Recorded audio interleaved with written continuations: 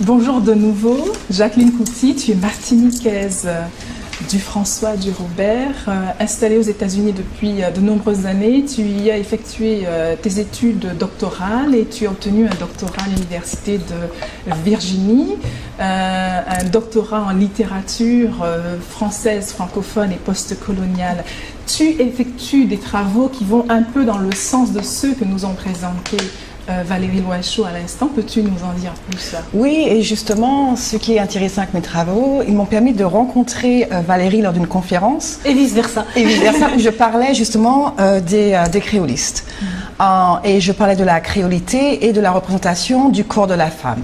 En parlant de cette violence, justement, que tu as souligné, Juliette, la première fois que j'ai lu certains romans des créolistes, c'est le corps de la femme qui m'a interpellée. C'est que lui arrivait cette violence, comment il se faisait prendre, violer, maltraiter,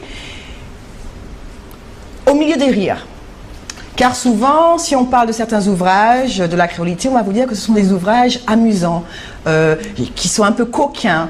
Et cette espèce de, je sais pas, de distanciation face à la violation du corps m'a choquée.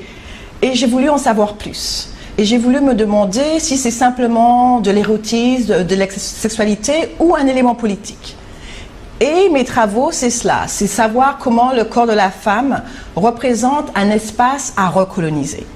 C'est-à-dire que la rencontre de l'Europe avec les Amériques est souvent associée, Édouard Glissant l'a fait et d'autres personnes avant lui, à un viol. Et ce viol du corps qui a commencé dans la cale du bateau, on n'a qu'à penser au livre de Maryse Condé, Moi Tituba, où sur la cale du bateau, on voit la mère de Tituba qui va se faire violer. Ce corps de la femme noire, prise par l'homme blanc, j'ai eu l'impression que les auteurs contemporains antillais veulent le reprendre avec la même violence. Ou une violence qui est aussi déplacée.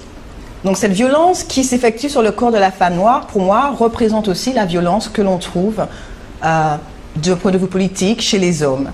Ils veulent le reprendre comme une rédemption. Le reposséder. Le reposséder pour retrouver leur masculinité. Donc ce n'est même pas une rédemption. Tout à fait. Ce travail me montre qu'à partir de la colonisation, il y a une espèce une rupture qui s'est faite entre l'homme noir et la femme noire qu'on retrouve jusqu'à nos jours. Absolument. Comme si le désir colonial le fait que bon, la femme noire est soi-disant un objet sexuel qui doit être prise et puis reprise par l'homme noir, l'empêche d'être un être qui peut être simplement aimé, apprécié. Ce sera toujours un objet d'échange.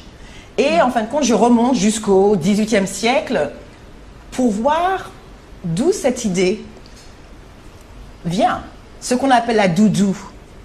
Ça m'a toujours interpellée dans certains articles ou textes, la doudou c'est la belle mulâtresse. Alors que pour nous, quand on dit doudou, ma maman m'appelle doudou. La doudou, ce n'est pas une femme de couleur belle, couleur wayayay.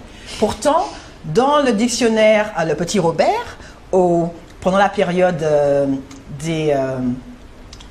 c'est la période de l'indigénisme, mais aussi la période des exhibitions coloniales. Le mot doudou rentre dans Le Petit Robert comme la belle mulâtresse. Donc il y a une espèce de discours. Mais chez les enfants, on dit la belle doudou. Et on dit, voilà. On dit la belle doudou, mais chez les enfants en Europe, le doudou, la doudou, c'est l'objet qui accompagne la nuit, la qui petite rassure. mascotte, Voilà, qui rassure. La petite mascotte, mais oui, dont on fait ce qu'on veut, qu'on a tout le temps, et puis que, voilà. Voilà. Mais on peut aussi penser de manière symbolique au fait que le mot doux en créole veut dire sucré. N'est-ce pas? Donc tout cela se lie et nous propose une représentation du sujet féminin qui est fort problématique en effet. Voilà. Et la question, mais cela mène aussi à la question de l'érection masculine, de l'érection de l'homme. On retrouve chez phallus dans le cahier, par exemple. De la virilité masculine, existe-t-elle ou pas? Et si elle existe, selon quels termes? Puisque les termes pour la virilité dans le système plantationnaire sont offerts par un seul sujet masculin qui est le sujet masculin esclavagiste. C'est lui qui détermine la masculinité pour lui et pour l'esclavagé nègre également. Donc le rapport que cet homme nègre va établir avec la négresse est un rapport qui découle de la vision, de la perception que le blanc esclavagiste a du rapport entre le sujet mais de féminin l'espace et de la place que le blanc va lui laisser. Oui. Il ne lui laisse pas beaucoup de place, à part celle du dorlis, celui de venir prendre sa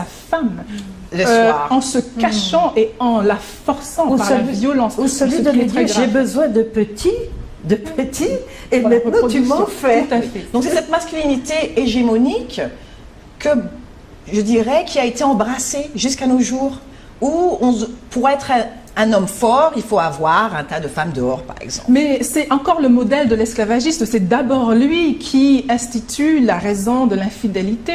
C'est lui qui est marié, fait couple de cette manière conventionnelle et qui par la suite aura une série de maîtresses, de concubines qui sont d'abord sa ménagère, il peut en avoir plusieurs, et qui sont toutes les femmes qu'il voudra bien avoir, qui se situent sur la plantation. C'est lui qui institue ce principe-là.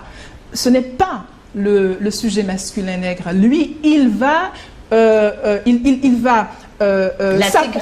l'intégrer, l'intérioriser, se l'approprier, et cela va se faire aussi par transfert. Le Martiniquais nègre n'a pas institué le sujet masculin psychosocial. Il ne l'a pas encore fait. Non, parce qu'il est encore émasculé. Il est émasculé. Mais moi, je crois que son rapport avec la femme est complexe parce qu'il voudrait la respecter. Mais il ne trouve pas encore le motif qui ferait qu'il la respecterait. Il doit s'ériger, tout à fait. Il doit s'ériger à partir d'un motif, à partir d'une raison. Il ne s'en trouve pas parce que la raison historique a posé tant de problèmes, tant de contraintes au sujet masculin et a interdit la relation. Il y a toujours eu un intermédiaire entre les deux. Ils ne se sont jamais parlé. Jamais la rencontre n'a eu lieu entre le nègre et la négresse. Sa place lui a été tout le temps volée. Et jusqu'à son phallus. Oui. L'objet, le phallus de l'esclavagiste blanc a été, s'est substitué au phallus de sujet masculin nègre. Voilà. Donc je remonte à cette origine.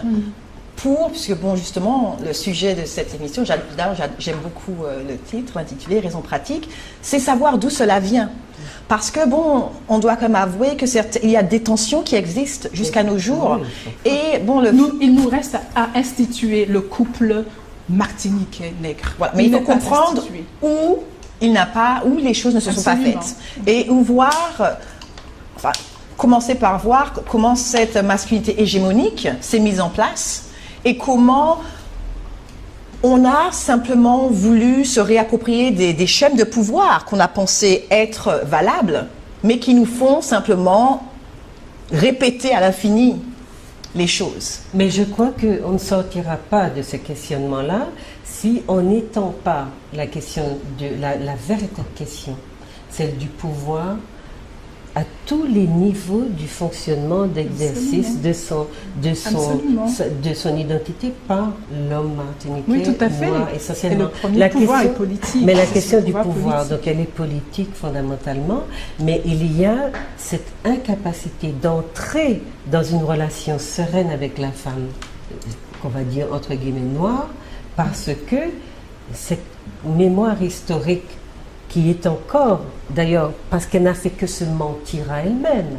Elle ne s'est jamais cherchée. Elle s'est contentée de se lever très souvent dans les canaux qu'on a tracés pour elle. Donc, cette mémoire-là n'a pas fait son travail critique, son travail de réappropriation et son travail de dire, maintenant, je suis un mâle, deux mâles crabes ne vivent pas dans le même trou. Qu'est-ce qu'on va faire maintenant? Je pose la question du pouvoir. Oui, absolument, parce que le pouvoir, deux mâles crabes, puisque dans tout couple martiniquais, il semble y avoir deux mâles, puisque la femme a usurpé également, non seulement la place, mais la fonction mais également. Mais le blanc aussi est un mâle. À fait, et il est un mâle total. Tout à fait. Dans la Martinique, il est un mâle total. Absolument. Alors que le mâle antillais, ou martiniquais si on veut, est un... Je suis violente en disant cela, est éteint d'une certaine façon dans sa recherche de masculinité ou de virilité, tout simplement. Le blanc est un mâle total parce qu'il est aussi, il est mâle et il est un homme psychosocial. Or, le nègre ne s'est pas encore érigé en tant qu'être psychosocial. La question de la place, tout à fait. de la place qui est importante et de voir comment, si je puis dire, l'homme noir a été expulsé littéralement à la marge. Et au centre, il y a la mer Noire, mais cette mer Noire cache Elle a occupé l'espace. Elle a occupé l'espace et elle cache Elle a le femme. père blanc. Elle cache le père blanc, mais elle cache aussi la femme, puisque le sujet féminin Elle ne s'appelle réside que dans la Malfan. maternité. Elle Oui, s'appelle elle s'appelle Malfan, Malfan. elle s'appelle Majorine, donc Oui. dérivation de Major. Major. Elle s'appelle toutes sortes de choses. Potomitan. Voilà. Potomitan. Au Donc elle centre. se fait ces violences qui se répercutent également sur le sujet masculin puisqu'elle est dans cette relation avec lui. Et le travail est immense, n'est-ce pas? Oui. Nous n'avons même pas Parce encore que les commencé. deux trichent. Oui, Les deux trichent. Il faut arrêter de tricher. malheureusement, nous ne pouvons pas continuer la discussion parce que nous devons passer à la dernière rubrique qui est discussion.